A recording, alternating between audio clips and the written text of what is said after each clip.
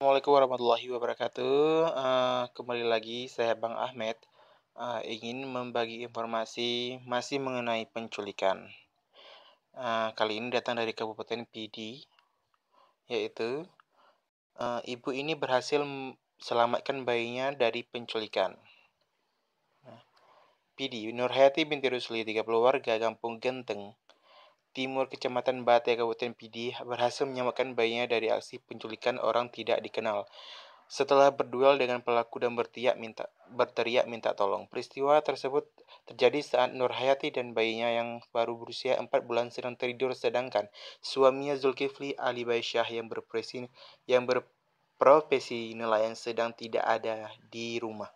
Kapolsek Bate, Ibtu Aji, Selasa 21 Maret 2017 mengatakan sekira pukul 21 WIB tadi malam, OTK mendatangi rumah korban.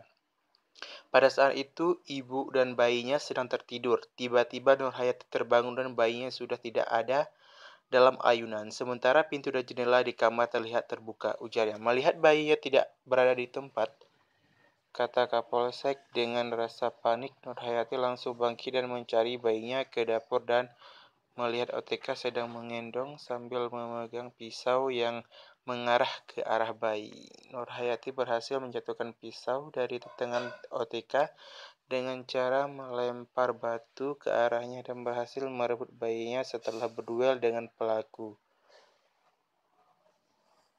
Aji menjelaskan OTK melarikan diri setelah Nurhayati berteriak minta tolong. Berdasarkan keterangan korban, pelaku memiliki ciri-ciri berbadan tinggi dan langsing, rambut cepak, warna kulit kurang jelas, dan memakai baju lengan pendek warna abu-abu serta memakai sepatu. Polisi telah melakukan olah tempat kejadian perkara (TKP) dan memeriksa beberapa saksi. Pelaku akan terus diburu, kata Muhammad Aji. Nah, ini foto ibu itu yang berduel sama pelaku penculikan. Dia terkena irisan pisau di lehernya. Oke, sekian informasi bagi semua warga yang berada di Aceh. Diharapkan waspada dan siaga, tetap menjaga buah hatinya, keluarga, dan saudaranya. Terima kasih, dan jangan lupa like, subscribe, and share video saya. Semoga bermanfaat. Assalamualaikum warahmatullahi wabarakatuh.